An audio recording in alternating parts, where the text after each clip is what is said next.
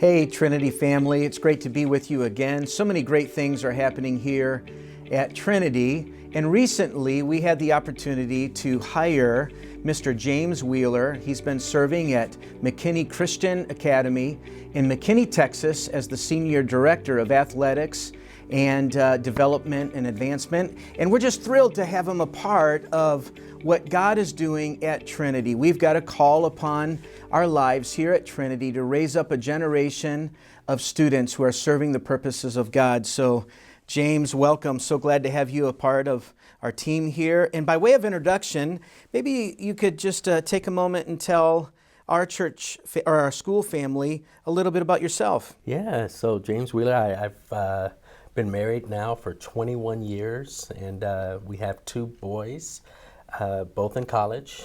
One is a junior at SMU, and the other one is a freshman at Grove City College, which is a Christian school in just north of Pittsburgh. Yeah. So I've been in education now at McKinney Christian Academy. I served for 8 years. Had a great time in McKinney, and God just led me here.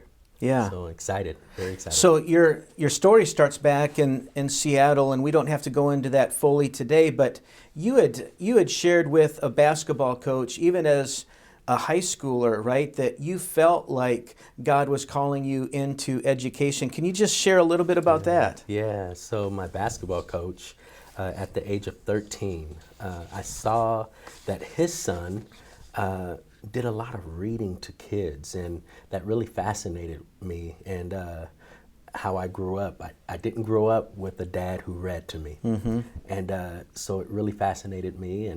And so he started to teach me about the importance of education, and it just captured my heart. And I told him that one day I'm going to be in education. So here we are, some 40-something years later.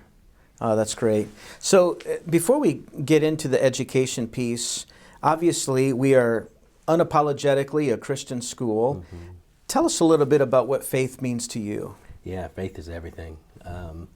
Faith is exactly who you believe in, what you believe in, and how passionate you're going to go after it. And for me, I was fortunate enough and blessed enough to be saved at the age of 13.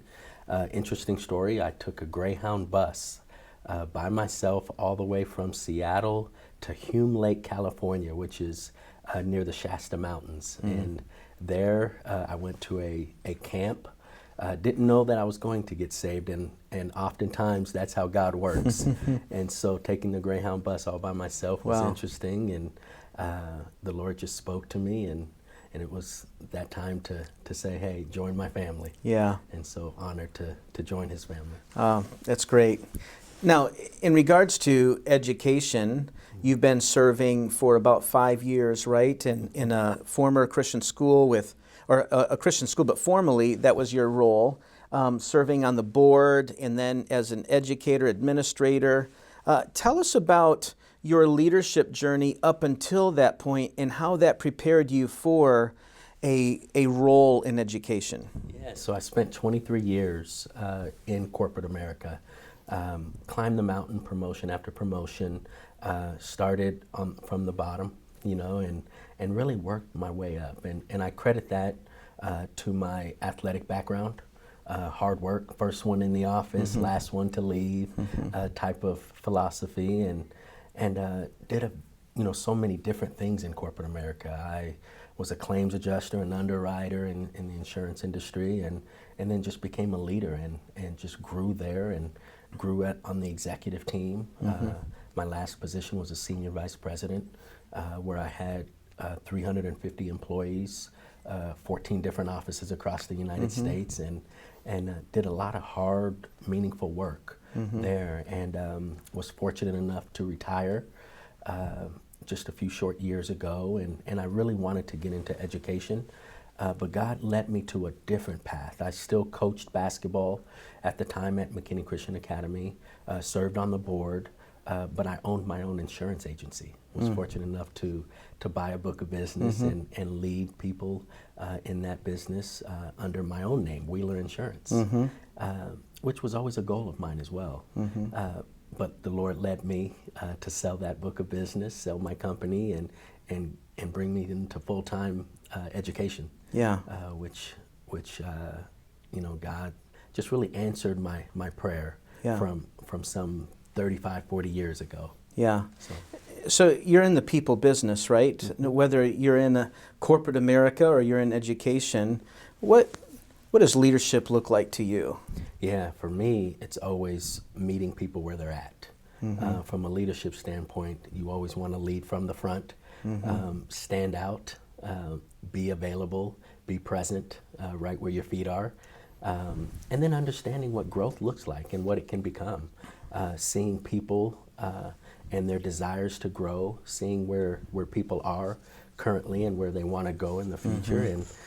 And leadership for me is just helping people get to where they want to go.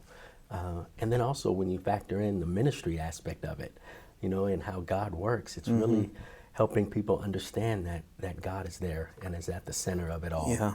And so we're going to turn our focus to God and have him lead us. So that's our true ultimate leader, as Jesus, really created the blueprint for leadership. Yeah. So when you're navigating this decision to possibly come over to Trinity, what was it about Trinity Christian School that really compelled you to want to be a part of what God is doing here? Yeah, that's a great question, Mark, because of where I'm leaving. So for all those that are going to be viewing from McKinney Christian Academy and back home in McKinney, what a great school. So I want to shout out to McKinney Christian Academy. Phenomenal school, phenomenal parents, phenomenal students. Was there for so long, poured into the families there. So certainly going to miss there. But as I learned and got to know you, your family, and everything that Trinity had to offer, it was really about family. It was really about God being the center of education, and in a new environment. Knowing how God is working from the top to the bottom. Everyone is singing from the same hymnal here at Trinity. And what I've also noticed, what really stood out, was it's truly a family environment. When I walk the halls here at school, I meet a wife and a husband working together. I see mother and son. I see father and daughter, whether it's in leadership, whether it's as teachers, administration. I really see a family environment here. And it's a family environment that I certainly want to be part of. Yeah. Right? So you certainly see that. But then also you see the leadership here. Leadership is underrated in a lot of areas. And here, leadership is at its finest when you're led by God from the top. And it's something that I take great pride in, knowing that you want to lead from the front. And it's important for our leaders to lead and for others to follow. And what you're seeing here is that there's certainly alignment with a vision here. Some people are going to wonder, okay, what's the high school going to look like this coming year? What kind of changes are going to be made? And I know you and I have talked about this a little bit, about even spending a good amount of time just going around and listening. What's happening here? And then even some of the ways in which you see McKinney Christian Academy and Trinity Christian School being very similar in establishing a vertical alignment between elementary and middle and high school, and so give us an idea of how you're approaching this transition. What will be your maybe your goals in the first several months? Yeah. So number one, I think you pointed it out, really to listen. Trinity has a lot of great people, great leaders, great teachers, great administrative staff. So I want to listen, I want to learn, I want to get to know everyone's story, whether you're on staff or even a student. What's amazing here is that students are more mature than I've ever seen before in my life. You have a 16-year-old walking the halls and they introduce themselves as if they're a 30-year-old. So no, it's amazing. But I would say three things stand out for me. Number one would be assuring that we have really centered Christ-like education here, putting God at the middle and the forefront of everything that we do. That's going to be very important, so that kids understand that this faith journey that I'm on, it's mine, and I own that. And then they can see it through the three areas of academics, athletics, and arts. And that's our product offering, right, in a sense. So, Yes. so we want to make sure that we're seeing Christ through that. But then also academic rigor would be number two. And academic rigor is so important. Getting our seniors ready for college, getting our 8th graders ready for high school, getting our 5th, 6th, 7th graders ready, right? And making sure that we have vertical alignment. So it's important to have that academic rigor where we're challenging students to think broader, to prepare them to go to the next level and push them. And then number three, when you think about partnering with families, and making sure that our community is solid and healthy. Yeah. And I say that to say we will always communicate in everything that we do. And before we turn, we'll signal. And that's important to have that type of relationship with our families. It's not arrows out. It's always, combination arrows in and arrows out where we're both collaborating, we're communicating. Yeah. So That's good. You have 2 boys in college right now. They're at different colleges, and they have unique gifts, unique talents. One of the theological underpinnings to everything that we do here at Trinity is that each student bears the image of God, right? So no matter the vocation and no matter how they excel academically, our students here, we want to see them serve the purposes of God. I know that's your goal for your 2 boys. So when you look at a vision for your 2 boys, to me, it would be a symbol or a sign of what you're looking for graduates here at Trinity. So when you're investing in high school students here at Trinity, what do you want to see a Trinity graduate look like? Yeah, no, that's a great question. I refer to that as the portrait of a graduate. So understanding what that looks like even before they graduate. So as we start entering into high school in the 9th grade, we want to start looking at what a graduate looks like for the 9th grader and who they can become. And looking at a mentorship program, looking at the sophomores, juniors, and seniors, how they conduct themselves. And maturity plays a long role in that. But from a graduate perspective, are they ready for college, right? And college readiness is so important. One of the greatest compliments that we can receive at Trinity, outside of your faith, right, where people start to look at your faith and saying, I want to be like that person, right, is when they come back to the school, college is easy because Trinity prepared me for school. And so we want to make sure that the rigor is there from a college readiness perspective. But when you think about a a high school graduate, you want to know that their faith isn't going to be stripped or it's going to be weakened, right? And so one of the things that I love about Trinity is that we offer apologetics, and that's defending your faith, specifically in a world today that wants to strip it and give you new ideas and new thoughts to think about. And here, we're going to stand up. We're going to have faith like David. We're going to have faith like Moses. We're going to have faith like Stephen and Nehemiah. We're gonna face the giants, right? And that's one of the things that I'm super excited about. Whether or not you're on campus or you've graduated, you know how to stand bold and live for your faith.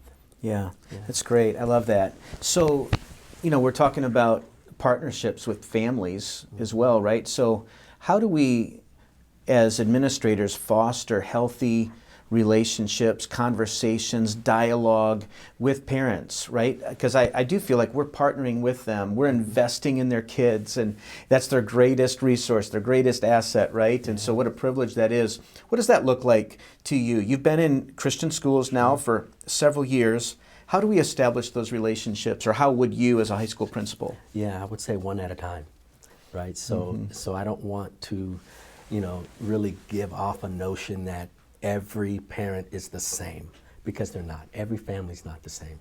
So we're going to meet every family right where they are, and we're going to come alongside each family, each mom, each dad, each grandparent, everyone that we come across. It's going to be one family at a time. And it's communication, right? It's collaboration. I want to understand what's going on in the home and how we can help support their student. And to really, with a goal in mind, to become the best son or daughter of Christ that they possibly can. And then as we start thinking about the 3 A's in academics, arts, and athletics, how can we help pursue that with the gifts that God has given them, right? And really coming alongside each family. So it's one conversation at a time, with open arms and with open ears.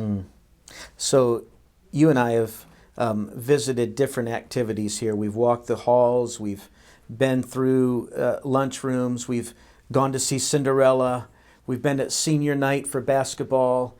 You're getting a taste of the kind of the Trinity way, the Trinity culture.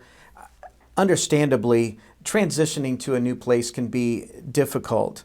But what does it look like for you, and what are some things that you are seeing, ways in which you can come alongside and graft yourself in and really supplement what God is doing here at Trinity? Yeah. So as I mentioned, really one student at a time, and I'll give you an example of a student that I met sitting in a classroom just yesterday, where he speaks Spanish, but a little shy in speaking Spanish at home, but yet he's taking a Spanish 2 class here. And what a great kid, you know, and so I was sitting next to him, and I kind of poked my head towards the teacher and said, hey, talk to him a little bit in Spanish, and let's see how he responds. And he responded back in English because he was a little shy. Well, after the class, we talked about that, living boldly for who you are and how God made you and created you. And he turned up and he said, you know what, I will. Give me that opportunity again. And so those are examples of kids that we're surrounded with here, that are listening, that want to learn, that want to be challenged. And I'm going to do that. I'm going to challenge our kids to be bold, to be who they are and who they can become, and see more than who they are today. Another example, Dr. Anthony, is the Cinderella play. You know, you and I had the opportunity to enjoy a night with our students and faculty for Cinderella. And what was unique about that, I remember getting an email as I just got my email address. And one of the first emails I received was from Lizzie, the arts director. And she said, don't forget about the Cinderella play. And my response to her is, yeah, I'm coming in town. I have a lot of meetings, but truly I'm coming in town for the Cinderella play. And so it was such an honor and such a blessing to watch our kids really perform in the arts. So passionate. What I was moved by is how long they prepared. They still have schoolwork, they still have athletics, they may, you know, all of that, family outings, but they dedicated themselves. And so for me, watching the play, it was great. And then after the play, I got my phone out and I started taking selfies with the cast. Yeah. And it was just amazing, yeah, Dr. Anthony, that's awesome. To see our Cinderella play come to life, all the energy that was there in the room, and just the performance. Certainly they're going to win awards for that play. Yeah, well, what a great opportunity to celebrate our kids. It's always a blast when we have that opportunity to do just that. Absolutely. Well, I can tell you're excited about the challenge that is before you, and we're just excited about what it's going to look like in the days to come. Thanks for being a part of our team. Yeah, we're excited. Well, Trinity, listen, we are truly blessed to have Mr. Wheeler bring just a vast amount of experience. He served as a board member, an executive, an administrator, and now he's coming here as our high school principal. Would you pray for the Wheeler family as they transition from Texas to Georgia? I have bragged about our Trinity community and how we are so supportive, welcoming, and hospitable. So I appreciate your prayers as we welcome our new high school principal. God bless.